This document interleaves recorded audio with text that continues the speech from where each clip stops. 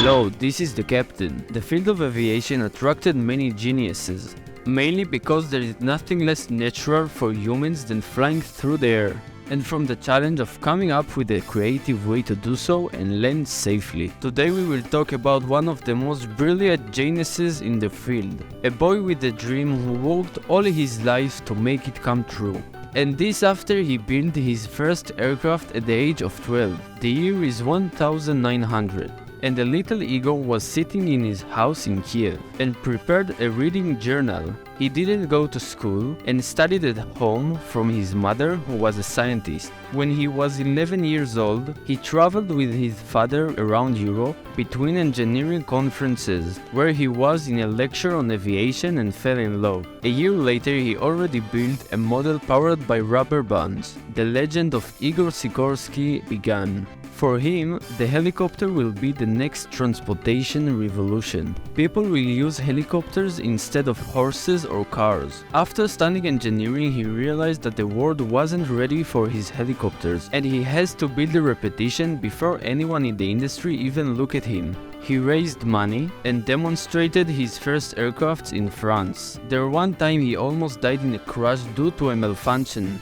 That moment he decided he had to develop an airplane with many engines, that they can fly even with one of them breaks down. During he became a chief engineer of a Russian company, that's where his breakthrough came. Sikorsky designed the largest airplane in the world, a 4-engine passenger plane. With the outbreak of World War II, it became the largest and the most protected bomber in the world. He destroyed fighter planes that approached it with machine gun fire. After the war, Sikorsky was considered a hero until the Communist Revolution. In desperation, he fled to the United States, and there he started his new life. He worked as an engineering teacher for many years. He tried to raise funds from Russian exiles to establish an aircraft company.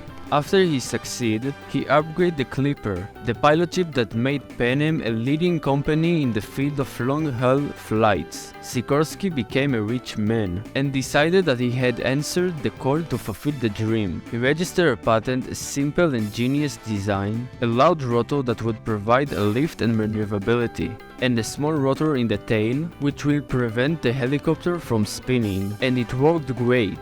Sikorsky flew the Flying Wonder himself. In 1942, the R-4 Hoverfly was launched, the first Sikorsky helicopter to go into a serial production. The models that followed have already been sold all over the world. Later came the S-65, which became a global hit.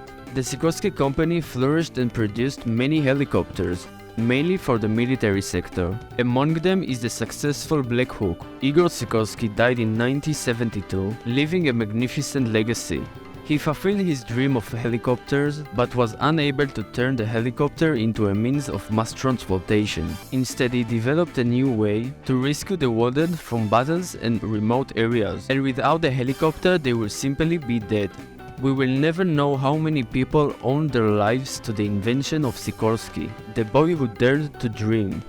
Therefore, it is no wonder that he received such a great commemoration. There are schools, airports, planes, and even an asteroid named after him. The Sikorsky company itself did not gain long-term fame. After years of difficulties and debt, sold to Martin Lockheed, which uses Sikorsky development to build the next generation of military helicopters.